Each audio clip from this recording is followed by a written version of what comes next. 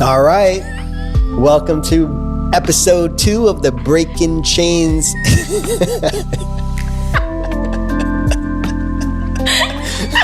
That's you wanting to do the intro. Let me try one more time. No. Welcome back, guys. Thanks for joining us again at our Breaking Chains podcast. We're really excited to dive in today on this really touchy subject. Very touchy. Very touchy. So what we really want to talk today about was trauma, and not only how we recognize trauma, like what even is it, but how we deal with it, how we cope, and how we heal from it. So yeah, big. I think trauma is one of the toughest things for any of us to deal with, and it's one of those things that definitely doesn't discriminate across the board. Every single one of us has experienced some way, shape, or form trauma, adversity, and we all have found ways to cope with it in one way or another, just to try to overcome it or to just deal with it. Mm-hmm. So I think this topic can actually really start some type of path towards people getting out of their funk, and honestly starting to live a new life. Yeah. I think we can really touch on this. Not that we're psychiatrists or psychotherapists, but we've done a lot of our, inner work, inner healing, and relationship healing together. And I think being partners, you and I, have led us to a place to kind of see ourselves. When we started dating, when we had our first date, I think we were just so shocked how many similarities there were. Like white mom, black dad, kind of, my family's from the Caribbean, so we got hit. Your dad's African American, you got hit. So a lot of physical abuse. Yeah, I feel like we connected on the adversity. Yeah, but more so overcoming it, of course. Right? We have all this crazy stuff that happened to us, but we made it, and it's in a way that I'm not down and out every day. I still like to have fun and meet new people and have relationships, but we got even deeper, and while we did have our relationship and going through the years, I think more came up. And so trauma, what is trauma? What is trauma? So different for everyone, and there are so many different types. I think it depends completely on your own unique experiences. But honestly, trauma can be physical, it can be psychological, it could be emotional, it can be all different types of trauma. Right. And so an example of a physical, crazy traumatic experience would be maybe an accident, like a car accident. That could be traumatic. Definitely. Or somebody doing something to you, like a sports, right? You could have a traumatic injury. Or getting robbed, getting mugged. Getting jumped. Of course. Traumatic. But when it comes to psychological, emotional, a lot of that stuff happens in our childhood before the age of 7. And, we all grow up in different types of households, but different attachment styles can be traumatic to our life experience, whether we're lied to a lot as children, or we're gaslit. We're led to think, that's people's favorite word these days, so I had to throw that in there.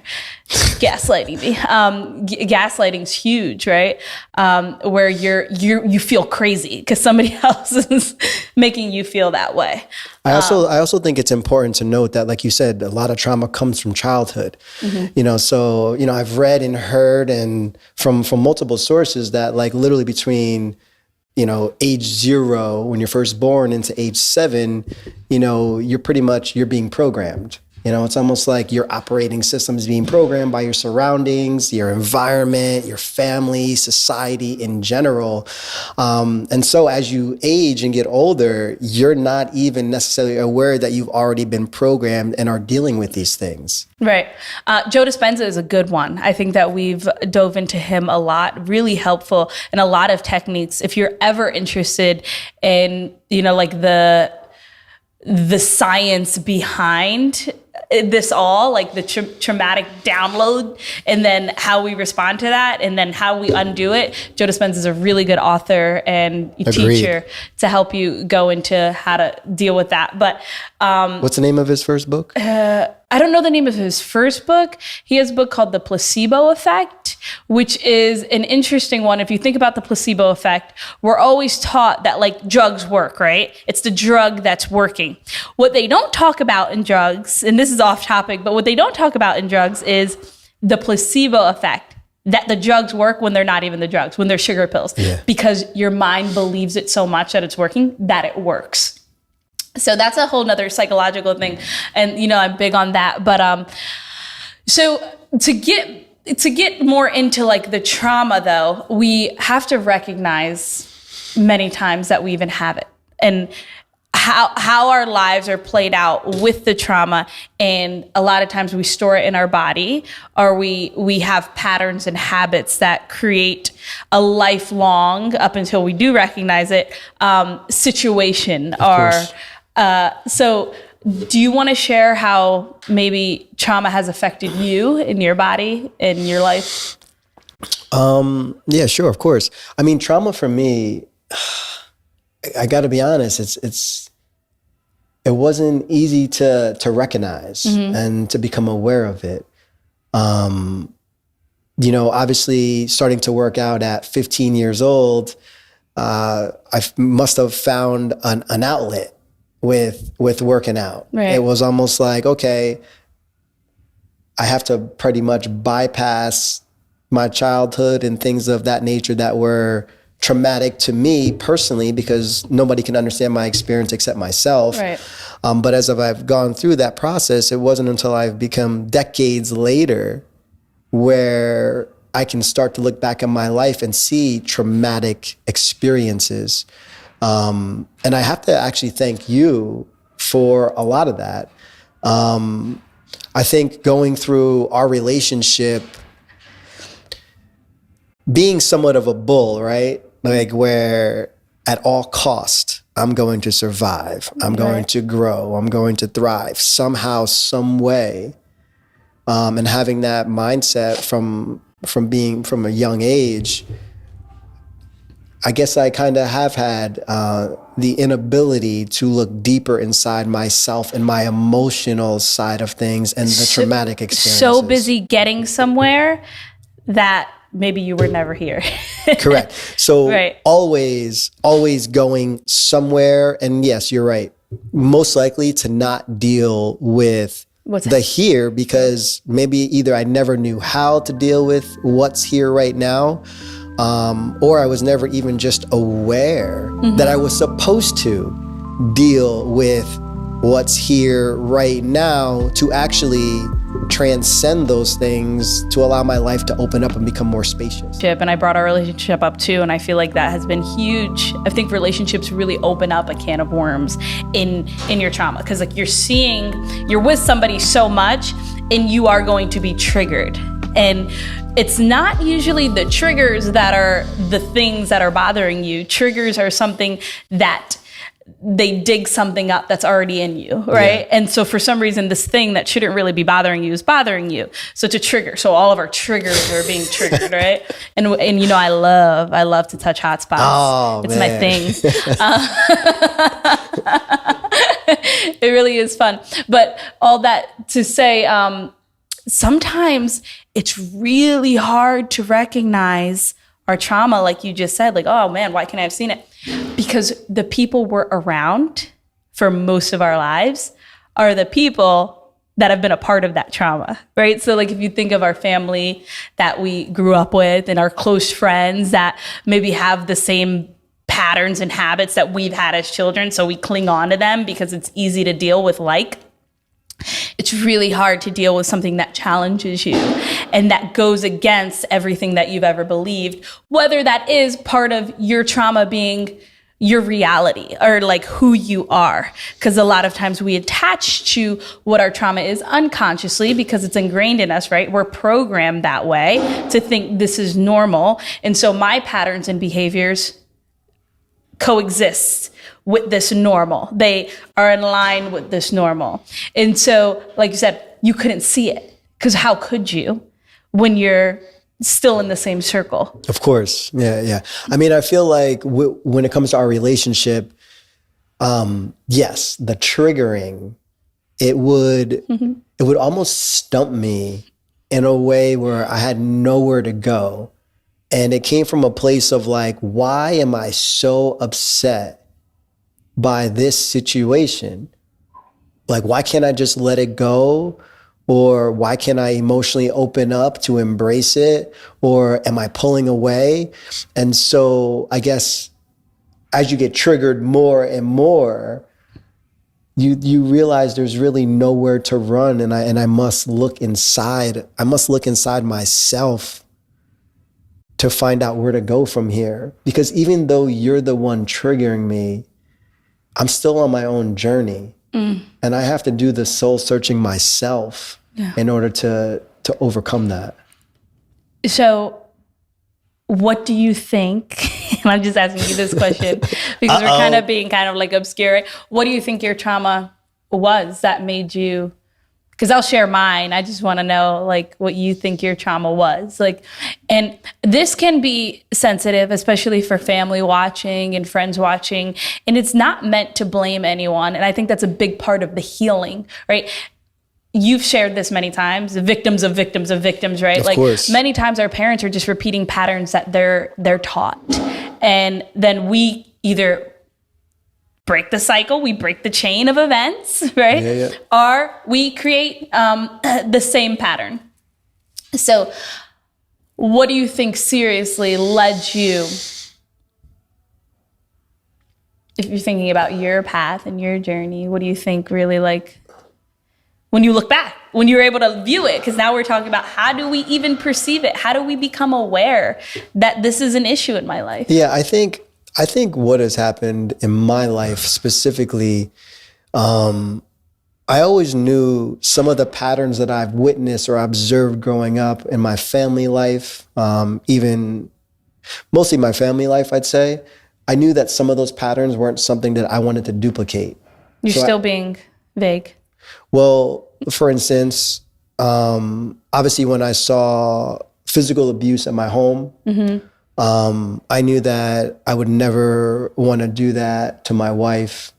I would never want my kids to experience that. I personally never want to beat my kids after experiencing that. Still, 4 years in. 4 years in, 4 years in, I still do not want to hit my kids. But I think that's the more physical side of things. I think also a couple other patterns in my family life were also pretty much a non-relationship with my father. So there was no hugging. You mean like intimacy? Because you have a relationship with your father, but you mean like no intimacy, no, what is it called? Hugging. What is it called? Is it just intimacy? Do you have another word for me, Chris? I think it's actually just like human emotions. Like I'm a son. That's my father. And my dad couldn't hug me, but he could hit me. Loving through actions. So right. So if he can hit me, but he can't hug me, in my life, I'm thinking that's the only way. It's supposed to be this way. Intimacy became difficult. Yeah. So when my son was born, when Kobe was born, I knew that I just wanted to be a specific type of father for him and to him, and that was an honor. Yeah. And so even when Kobe was born, in a weird way, I was still learning how to heal that relationship with kind of like my masculine, hugging my son. It's not something that I knew early on was okay, because let's say my first hug with my father wasn't until I was 38 years old. And I remember your dad watching the Super Bowl one time. And who is the football player, the good one that won, the white guy? What's his name? what's his name? Tom Brady, right? Tom Brady. That's the one. Yeah, yeah. He was like kissing his son. Your dad was like, oh, that's gay.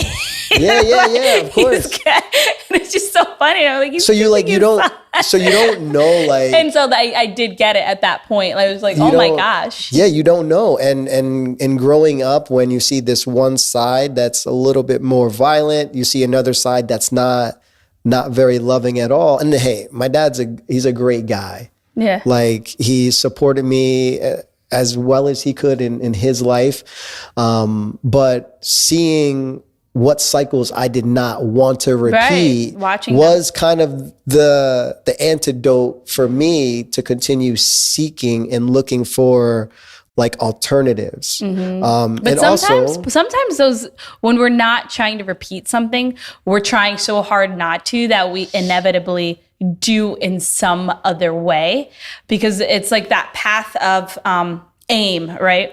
If you're so focused on what not to do and what not to be, ultimately you do that and become that, right? Because it's like, I'm trying so hard not to be this. It's all I can think about. And then what? It happens, right? So I agree, but I think it's a good starting place, because at the end of the day, no matter where you're at, you have to find your own personal balance. So for instance, I think, yes, maybe you go a little bit extreme early on, and then you're able to kind of back up a little bit and say, okay, now I have a better balance. It's kind of what life is about. It's like full of polarities. Yeah. I mean, same thing for my parents, right? My father, as a father, he always made sure he came in and hugged us, his 3 daughters, and kissed us goodbye in the morning. And like later in life, he spoke about it. And he said, I wasn't, kissed and hugged as a child. And my grandparents are extremely loving. They're not the most like affectionate. There's the word, affection. Affection. That's the word. They're not the most affectionate, but like they would do anything for anyone. But as I learn of them as parents, they were a little more disconnected from their children, and they'll even admit that. You've been with my grandparents, and they've admitted that too. So it's recognizing that our parents have been products of something else, right? The victim of the victim. And so like our parents might have done a lot better in ways, but also they might have been polar opposite, where they missed other things trying so hard not to be what their parents were, right? Like, so like my father was super affectionate, super loving. And he also just like has this very like, do whatever you want, kind of go with the flow parent type style. And it kind of led us to be like, where do I go? Right? But maybe for him, his parents were like, you need to do this. And he knew that restricted him, and he never wanted to do that to his children. Yeah. So I think it's important for us to recognize that our parents are on their own individual journey too. And that all we can really do to honestly heal the trauma that we have built up in ourselves is to really have compassion for them. Yeah. One major thing that I want to say is that, when I thought about my dad, and it's like, oh man, I got my first hug at 38 years old. And that hug really came from us getting married. Right. And so when we got married, that's when, him and I for the first time hugged. And I thought about it, and to make sense of it in a different perspective, I said, wow, my dad is probably only offering me what he was given or shown is okay. And imagine, at, let's just say 70 years old, what if that hug that him and I had was his first hug that he's ever had? And he had to wait till he was 70 years old to have that.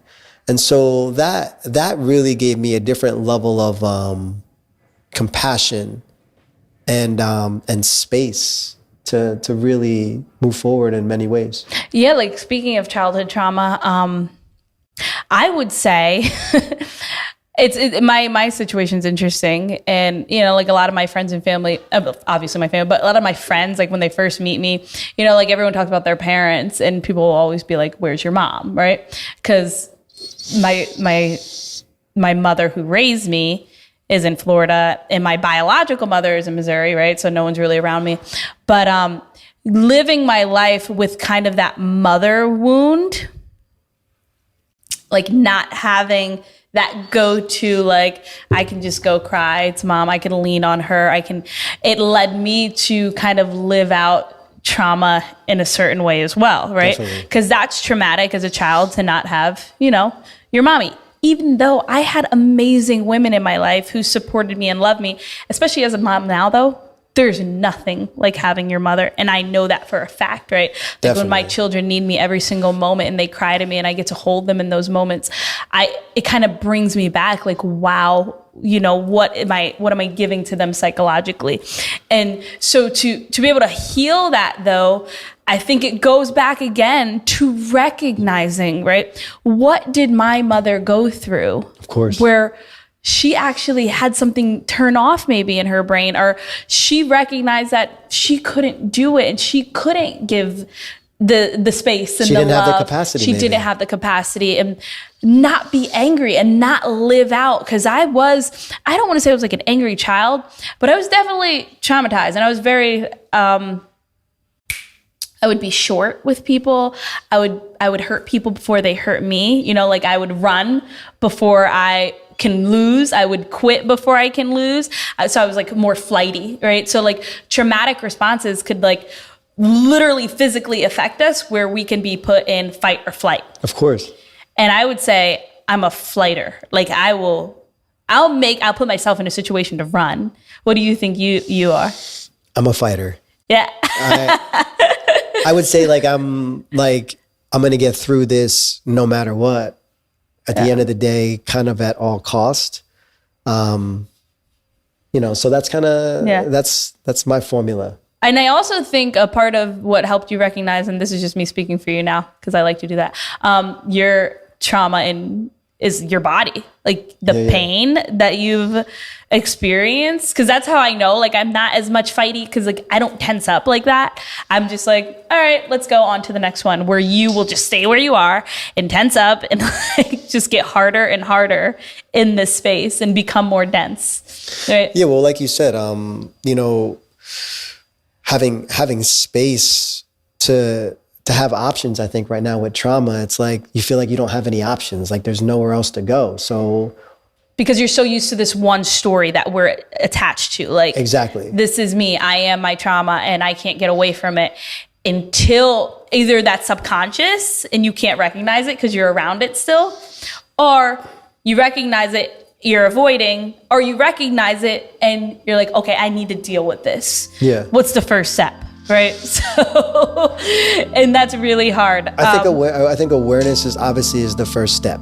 Where to go from there, though, is Jesus.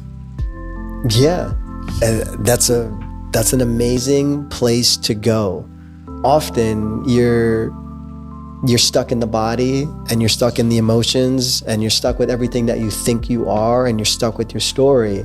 And so you feel like it's personal, like I have to get through this. And this is where I'm coming from. Like nobody can stop Chris Jones. Me. Right. It's all about I don't me. want to say it's me, not from that perspective. But it is. It's coming from it's what I knew at the time that I feel had to get me through every challenge. And I think life prepares you for those challenges. So whatever challenges it gives you right now is what medicine you might have needed right now in order to get through this period. So going back to my skin situation, like I needed to be maybe at that moment in time, nobody can stop me and I'm going to come out on the other side on top, because I had no other idea how to get through that.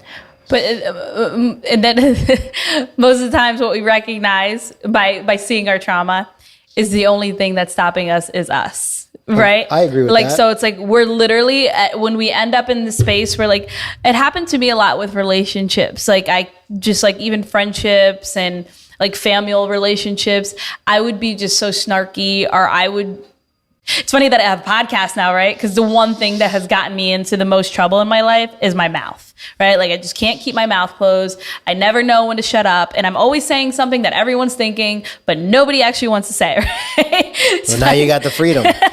So it could be a very dangerous thing.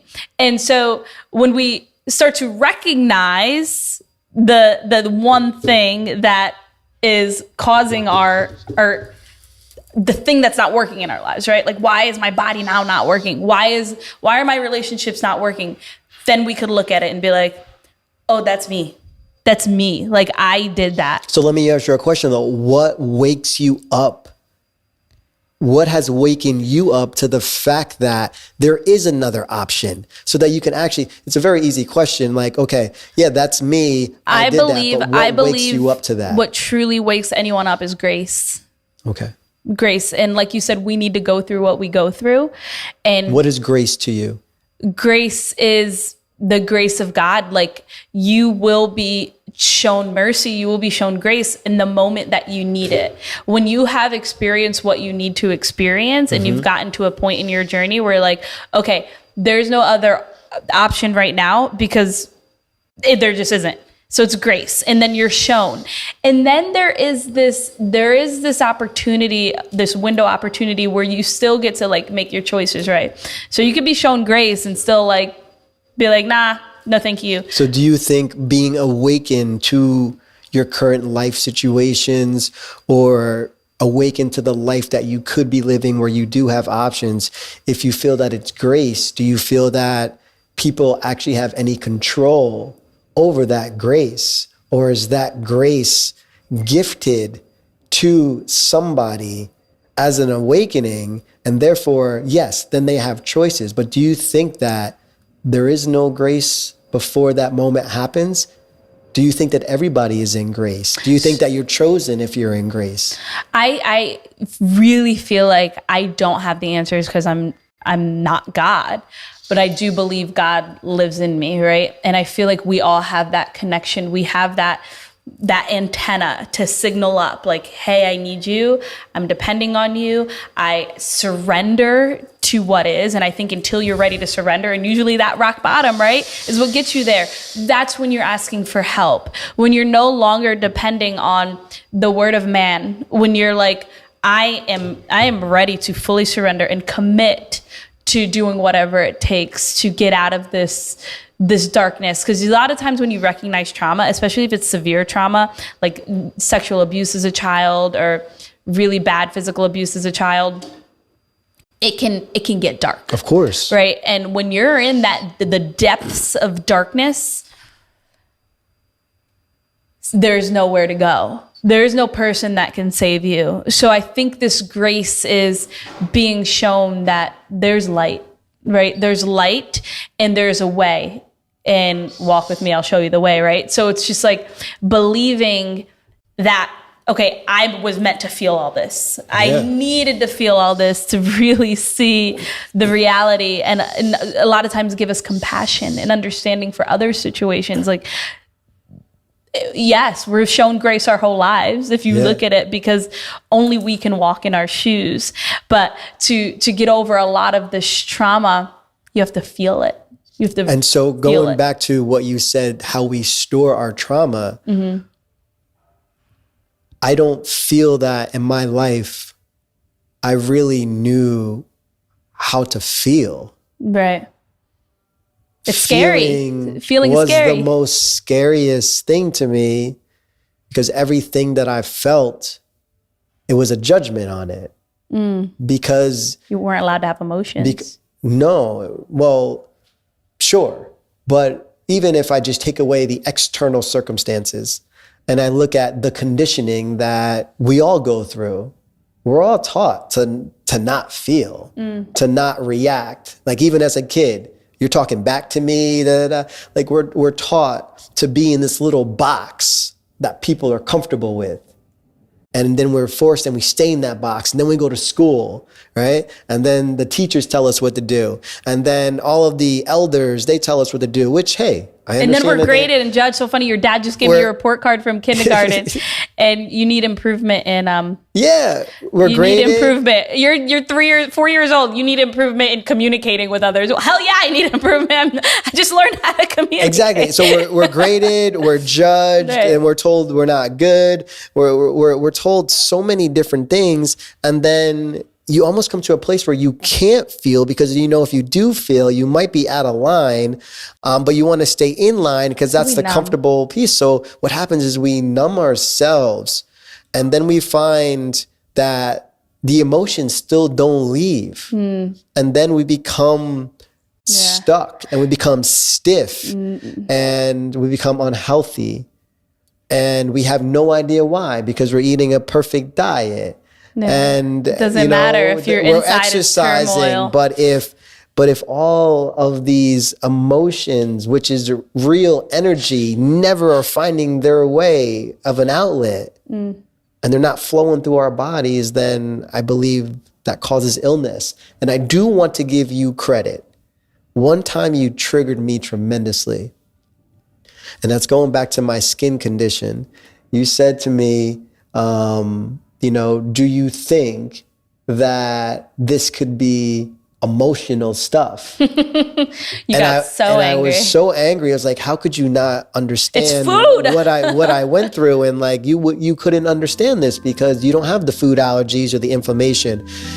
Either way, now I look a couple years after and I'm like, man, what role did emotions play? A lot. You break out when you're stressed. And everything that goes on in our lives right now. Yeah. So, You're welcome.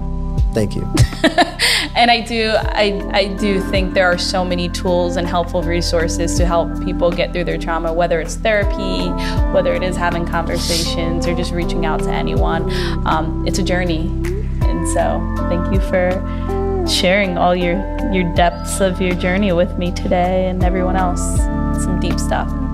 Definitely a journey, and I appreciate you sharing your story, and I look forward to next episodes where we are able to give pinpoint areas to help people heal. Yeah, we've got a lot of tools. A lot of tools. Thank you so much for joining us. Thank you, guys.